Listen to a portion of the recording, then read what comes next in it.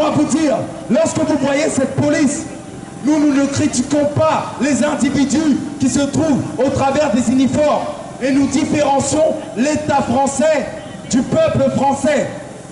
Mais nous condamnons le peuple français lorsqu'il est conscient des crimes commis contre nos peuples et qu'il devient complice de ces crimes. Nous condamnons cette police française lorsqu'elle est complice de ces crimes et qu'elle en est consciente de ces crimes.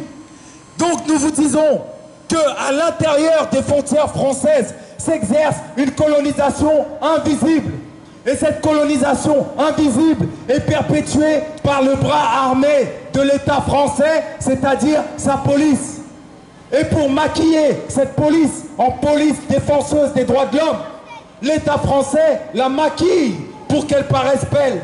Et ce maquillage, c'est un peu de noir, un peu d'arabe, un peu de chinois, c'est-à-dire les anciennes populations que cet État français colonial a exploitées, exterminées. Donc, parce qu'on voit une apparence multicolore, on se dit que le crime est loin derrière nous. Mais détrompez-vous, parce que ce qu'il faut interroger à ce moment, ce n'est pas l'apparence de cette police française, c'est l'ADN de cette police. Et l'ADN de cette police n'a jamais changé. Il est profondément colonial.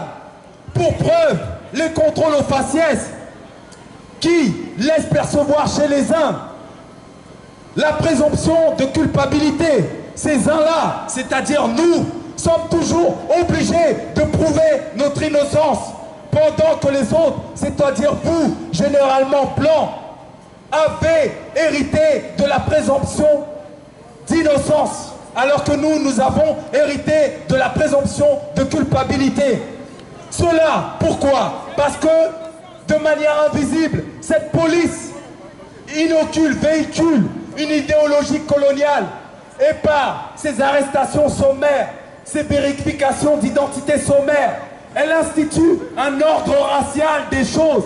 Elle institue de manière invisible un ordre racial des choses, où on est habitué à voir des Noirs, des Arabes plaqués contre les murs, et qu'on se dit, s'ils sont plaqués contre les murs, c'est qu'ils doivent avoir une raison. Et pendant ce temps, généralement, les Blancs, eux, ne sont jamais plaqués contre ces murs, sauf exception, parce qu'effectivement, cette police exerce un ordre racial, mais aussi un ordre social, qui touche aussi des Blancs. Donc des Blancs sont aussi touchés par cela. Mais des indigènes, ou en tout cas ceux que la France nomme comme des indigènes, sont plus particulièrement touchés par cela.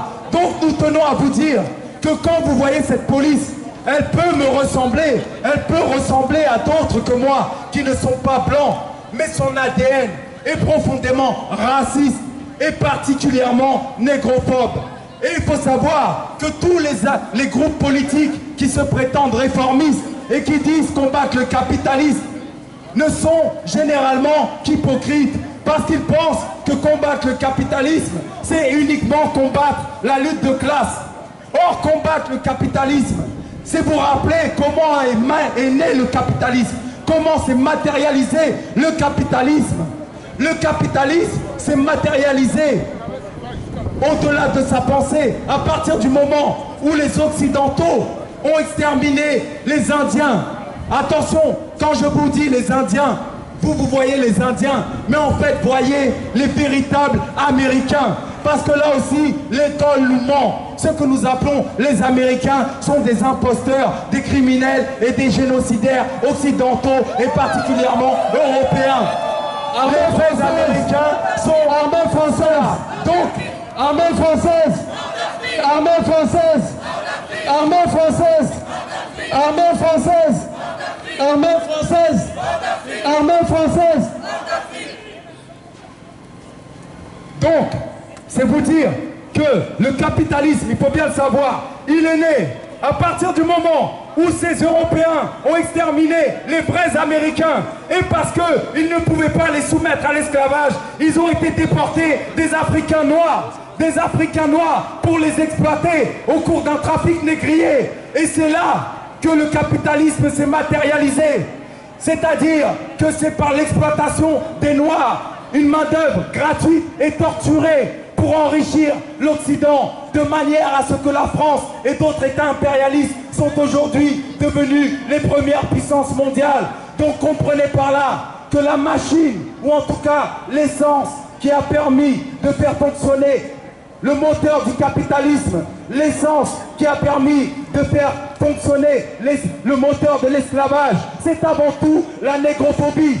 Donc il est impossible de combattre le capitalisme sans combattre la négrophobie, car c'est l'idéologie qui a permis de justifier l'innommable.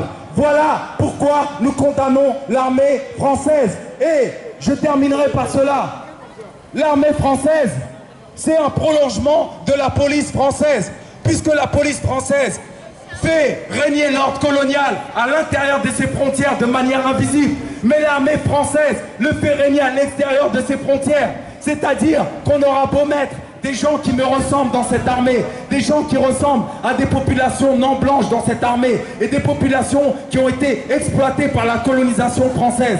Il n'en reste pas moins que lorsque l'on ausculte l'ADN de cette armée française, elle reste profondément raciste, particulièrement négrophobe, particulièrement génocidaire et criminelle, et que son seul et unique but est de préserver les intérêts de la France et donc d'exploiter les matières premières, en particulier de l'Afrique. Voilà son seul intérêt. Elle n'en a que faire de notre peuple, et c'est pour ça que nous voulons que l'armée néocoloniale française quitte l'Afrique. Armée française, armée française, armée française, armée française. Et quand l'armée française tue, c'est François Hollande qui tue. Quand l'armée française tue, c'est François Hollande qui tue. Quand l'armée française tue, c'est François Hollande qui tue. Quand l'armée française viole, c'est François Hollande qui viole. Quand l'armée française tue, c'est François Hollande qui tue. Quand l'armée française viole, c'est François Hollande qui viole. Quand l'armée française tue, c'est François Hollande qui tue. Quand l'armée française viole, c'est François Hollande qui tue. Quand l'armée française tue, c'est François Hollande qui tue. Quand l'armée française viole, c'est François Hollande qui viole. Quand l'armée française tue, c'est François Hollande qui tue. Oh, chers amis, très chers frères et sœurs, chers camarades, c'est 8 mai. Vous vous rappelez que c'est 8 mai 1945 a été décidé l'avenir de notre monde, jusqu'à nos jours. Et aujourd'hui, quand vous quitterez ces lieux, vous rentrerez chez vous, allez dire à ceux qui sont restés que notre jeunesse aujourd'hui a repris la décision de 50 années à venir de notre monde. Quand vous quitterez ces lieux, allez leur dire qu'aujourd'hui la jeunesse africaine a repris le flambeau de sa dignité. Quand vous quitterez ces lieux, allez leur dire qu'aujourd'hui notre monde va basculer parce que notre jeunesse a décidé de répondre à l'Afrique aux mains de ces puissances obscures, aux mains de ces puissances aujourd'hui qui entretiennent l'oligarchie financière économique internationale. Oh, quand vous quitterez ces lieux, allez dire à ceux qui sont restés que notre monde va connaître des changements profonds, car justement la jeunesse africaine et afro-descendante s'établit aujourd'hui et s'élève comme étant le bouclier capable de protéger le peuple du monde, le bouclier capable de protéger nos mamans, le bouclier capable de protéger nos enfants, le bouclier capable de protéger nos familles, le bouclier capable de protéger l'avenir de notre chère et mère patrie d'Afrique. Oh, quand l'armée française tue, c'est François Hollande qui tue. Quand l'armée française viole, c'est François Hollande qui viole.